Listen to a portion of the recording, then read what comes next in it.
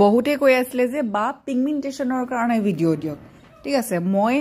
আগতেও কৈছো এতিয়াও কৈছো মই যিখিনি ভিডিঅ' আপোনালোকৰ লগত শেয়াৰ কৰো সেইখিনি মই নিজৰ এক্সপেৰিয়েন্সৰ ফালৰ পৰা শেয়াৰ কৰো যে এটো কৰিলে হসাকে মানে কামত দিয়ে হেতু ভিডিঅ'হে আপোনালোকৰ লগত শেয়াৰ কৰো ঠিক আছে আৰু মই যিখিনি ৰেমেডি শেয়াৰ কৰো সেইখিনি হৈছে একেবাৰে ঘৰুৱাভাৱে আমাৰ পাকঘৰতে পোৱা আজি পিগমেন্টেশনৰ কাৰণে একেবাৰে সহজ এটা ৰেমেডি শেয়াৰ কৰিবলৈ গৈ আছো ভাল লাগিলে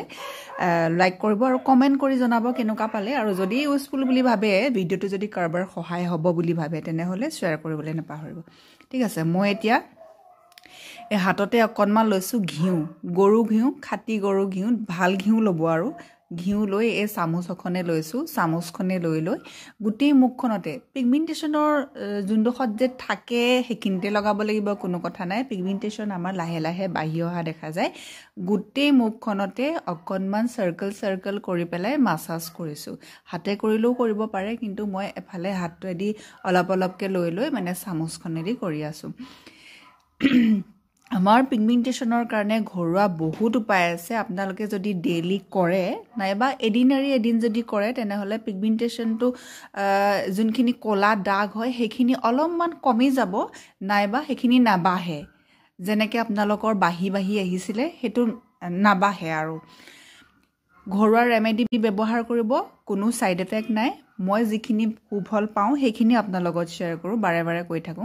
এতিয়া মই ভালদৰে মাসাজ কৰি লৈছো যাতে ঘিখিনি অকনমান মুখলে সোমাই যায় তাৰ পাছতে কি কৰিম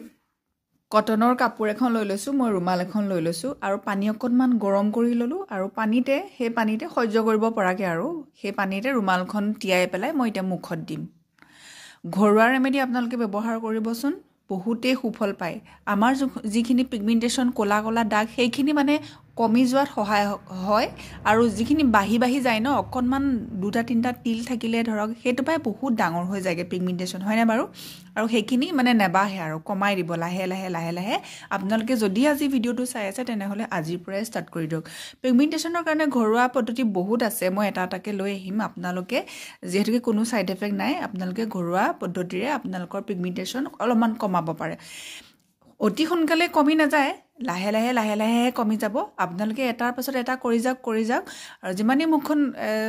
কেয়াৰ কৰিব আপোনালোকে হিমানে পিগমেন্টেশন নাইবা ডাৰ্ক সাৰ্কেলছ বিলাক নাইকিয়া হ'ব হেতু যিসকলে কৰে হেসকলে জানি আৰু মই এনেদৰে লৈ লৈছো 5-6 বাৰ মান এনেকে মুখত গৰম পানীৰে এনেকে কাপোৰখন লৈ ললো যাতে ঘিখিনি আৰু ভিতৰতে সোমাই যায় তাৰ পাছতে কি কৰিব যদি আপোনালোকে বিচাৰে ঘিখিনি এনেকে কাপোৰখনে মোহাৰিও দিব পাৰে যদি